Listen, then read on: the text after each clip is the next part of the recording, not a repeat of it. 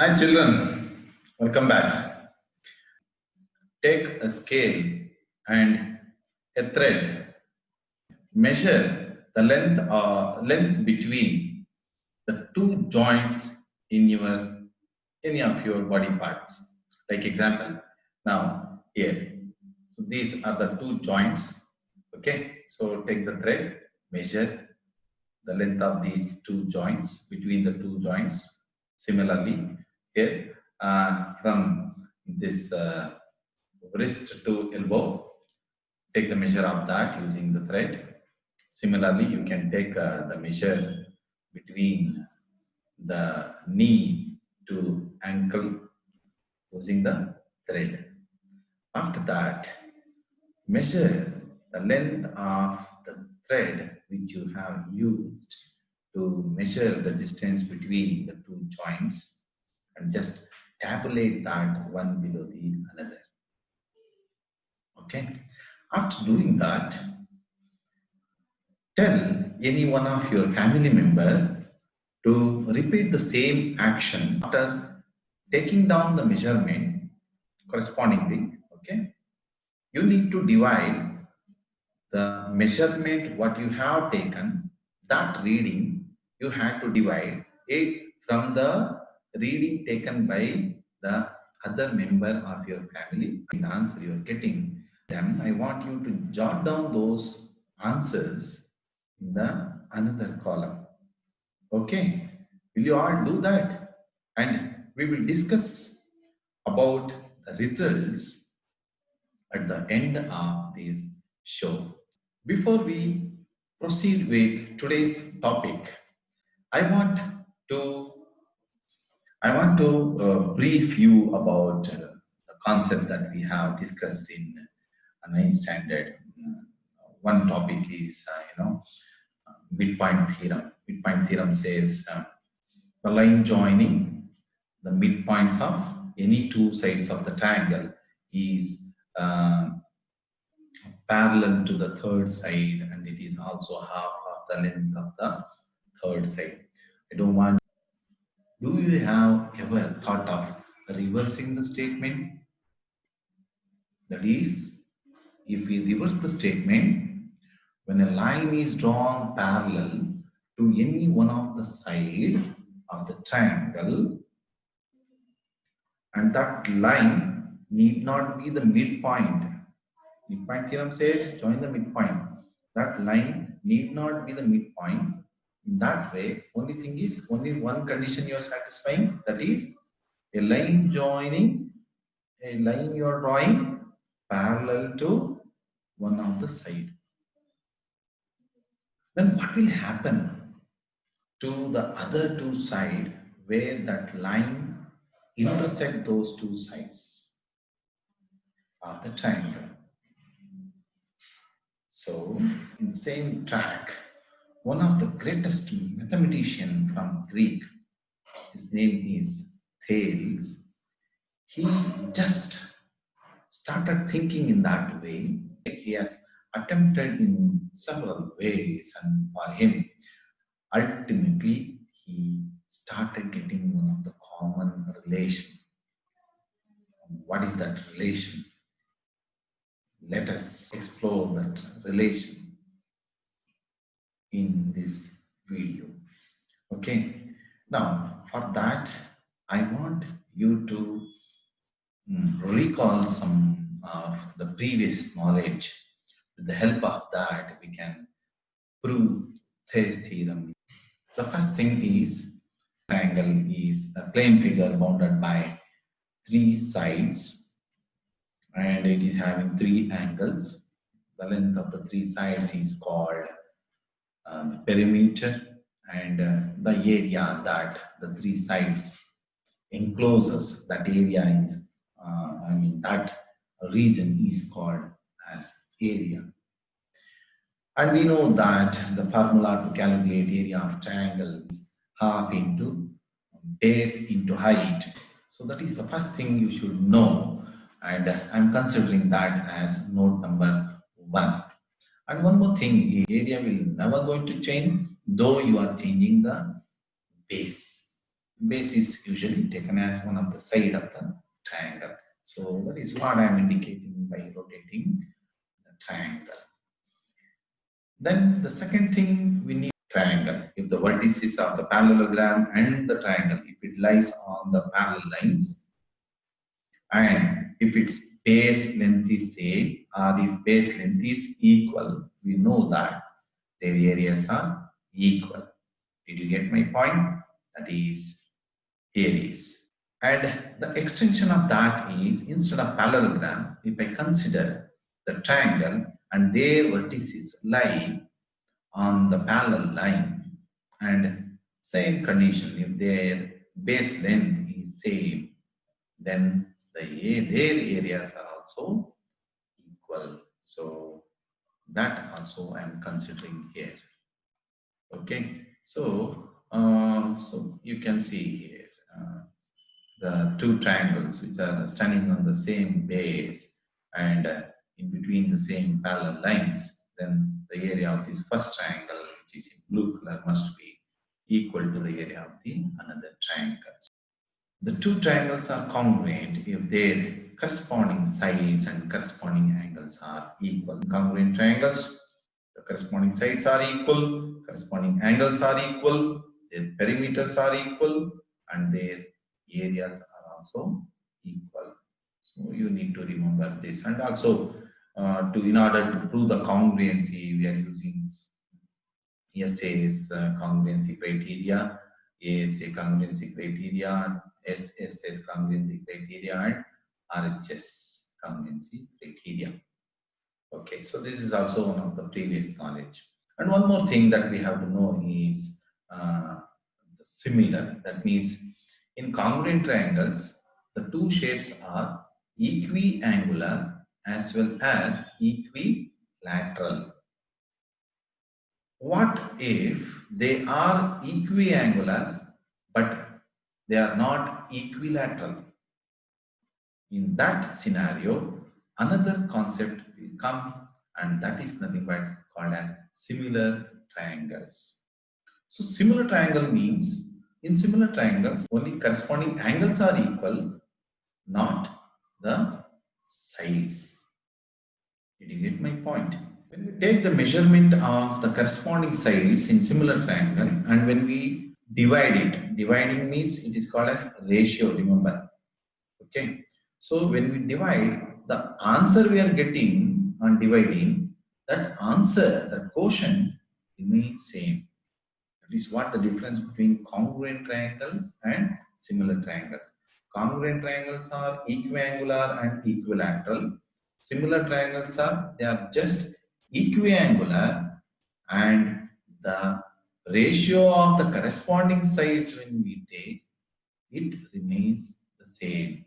That means when two ratios are equal to one another, we use the term called proportion. That means in similar triangle, the sides are in proportion. So this is another thing that I am considering as note 3 that also we need to remember. And one more concept is all congruent triangles are similar. Am I right? Yes. Then what is the ratio of the sides of the congruent triangle? We know that they are equilateral. That means the ratio of the two equal quantity, that is when you divide the two equal quantities, what is your quotient? Is 1. So that means here is another one. The ratio of corresponding sides of two congruent triangles is always 1. This is another point that you need to just remember. And third point is here, this is something called as axioms. When two equal things are divided by another the same value, the quotient what we are getting, it is also equal. So keep all these things, note 1, note 2, note 3, note 4. You need to remember to prove this basic proportionality theorem.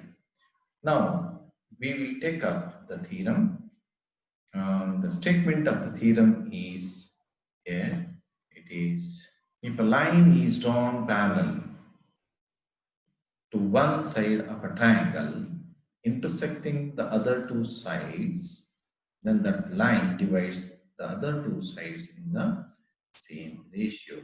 That means here you can see a line MN is drawn parallel one of the side, that is BC.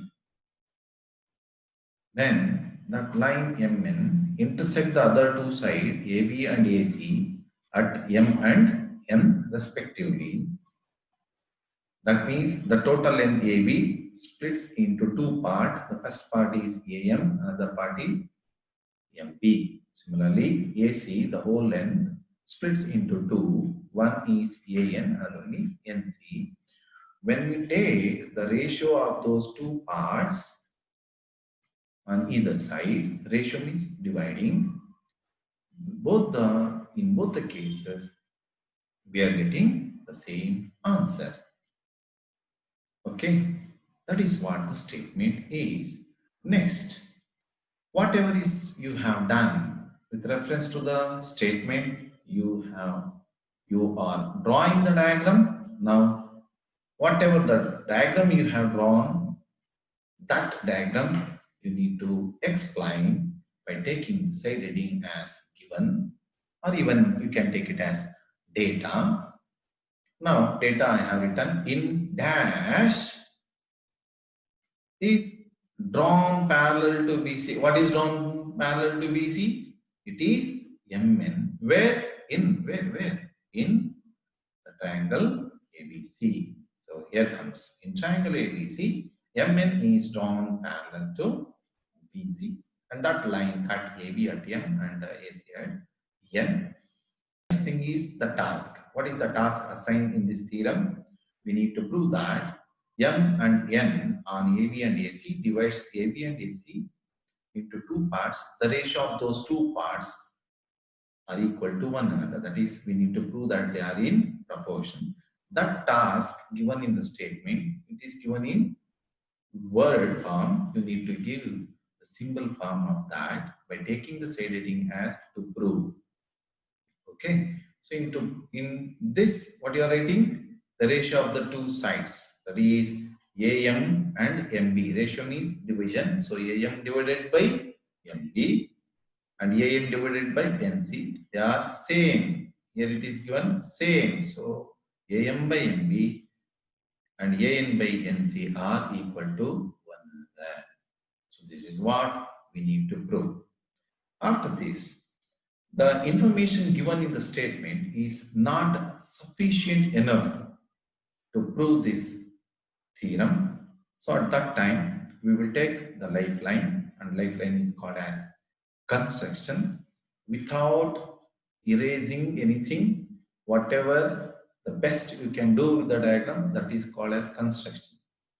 You are not supposed to erase anything, and in the place of that, whatever the way you want to draw the diagram, that and all you should not do. And also in the construction, whenever you do the construction, that should not damage the explanation given in data or in given. That should not damage. Okay, so keep that in mind. And as per that, what I'm doing here is I will join. I mean here when MN is drawn parallel to BC, I'm getting the trapezium here. Am I right? MNCB is a trapezium. So trapezium is one pair of sides are parallel. In this trapezium, I will draw the two diagonals. That is MC and BM are joined. So whatever the construction you are doing, you need to explain in your own sentences by taking the side heading as construction. Okay, so here comes a diagonal. I drew the diagonals here, and okay, construction. Second construction I'm drawing here. See, MQ and PN are joined. Here I left the space. The reason is this PN is the shortest distance of the line drawn to this side AB. Similarly, MQ is the shortest line drawn to this AC. Okay.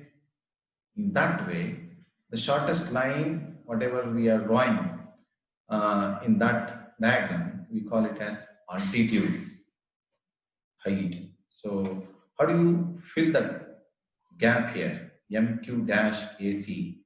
So MQ dash AC, it is the shortest line. It is called as altitude. So let me fill that using this symbol. MQ perpendicular to AC and PN perpendicular to AB. So this is the two construction I have done.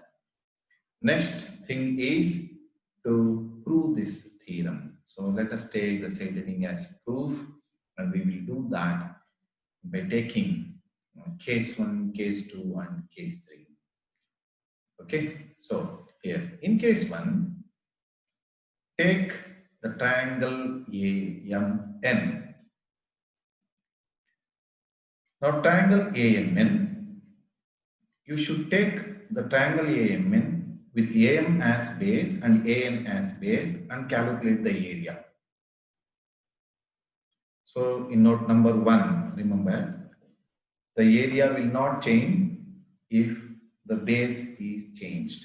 So keeping that in mind, what I can say is area of triangle AMN with AM as base must be equal to the area of triangle, same triangle AMN with AN as base. Correct? So that I am mentioning here. Now we know that formula to calculate area of triangle, it is half into base into height. So use that formula. Now already I have mentioned here AM is the base and AN is the base. So if you substitute the readings here, you will get half into base AM and height PN. Similarly, at the right hand side, half into base AN and height is MQ. Okay, on both left hand side and right hand side, you can notice 1 by 2, 1 by 2 half is there. So you can eliminate that, and thereby the relation will end up as AM into PN is equal to AN into MQ. Let me take the result of case 1 as equation number 1. Now let us consider case 2.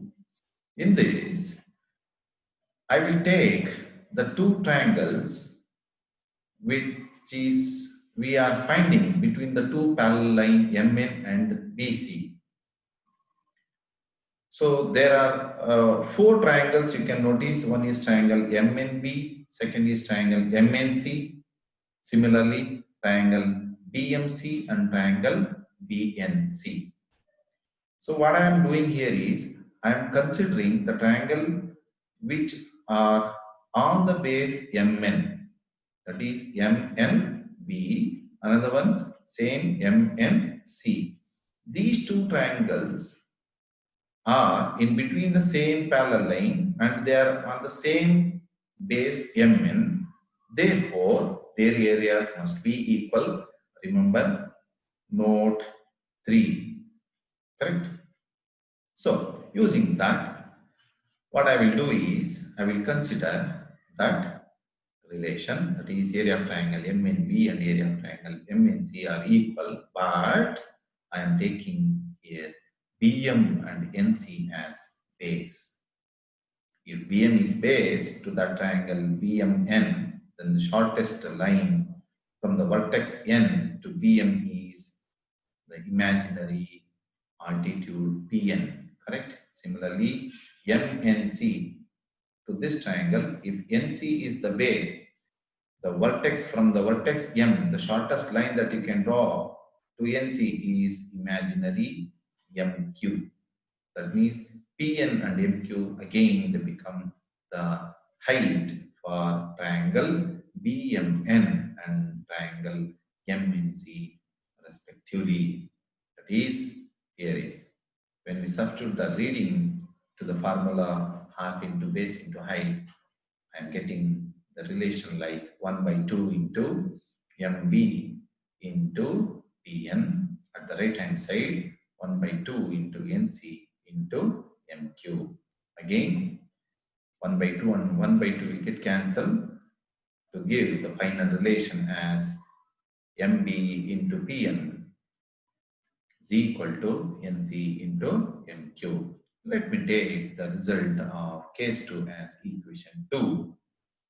Now, in case 3, what we can do is, I will consider the result of case 1 and case 2, and I will divide the two results.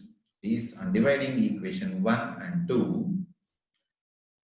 like this: am into pn at the left hand side divided by the left hand side of equation 2 is mb into pn is equal to an into mq divided by nc into mq. Remember the last note. So the equality sign will not change. Here you can notice that both in the numerator and denominator they are having the same reading, that is Pn and Pn, Mq and Mq. Let us cancel those two things. That is Pn and Pn will get cancelled. Similarly, Mq and Mq will also get cancelled. Finally, our result is Am by Mb is equal to An by Nc, which is nothing but we have considered as the task to prove. Go back into prove the same thing you have written.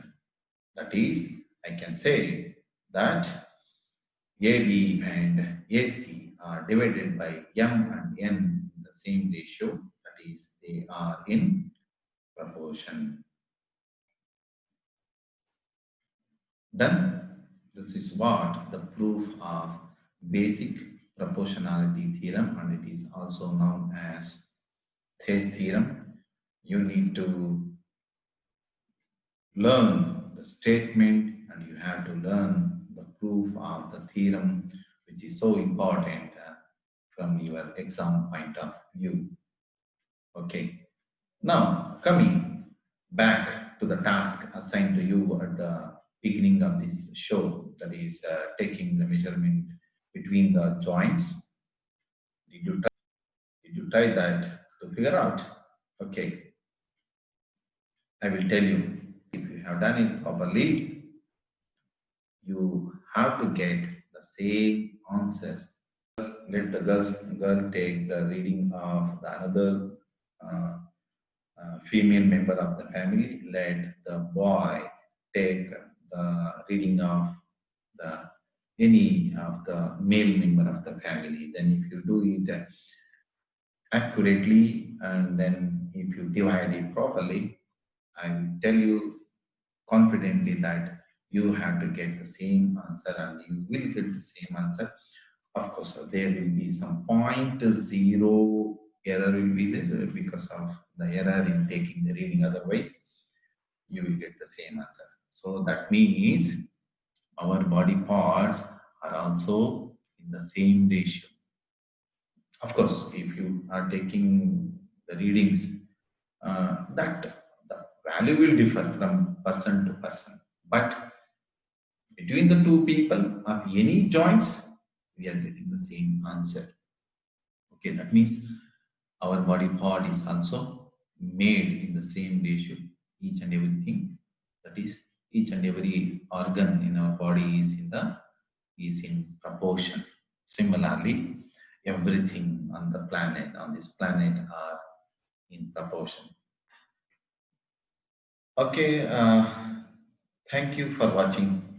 We will meet oftenly. We will take up the topic associated with the similar triangles more and more. We will learn and understand these concepts in a very systematic way. Thank you. Bye.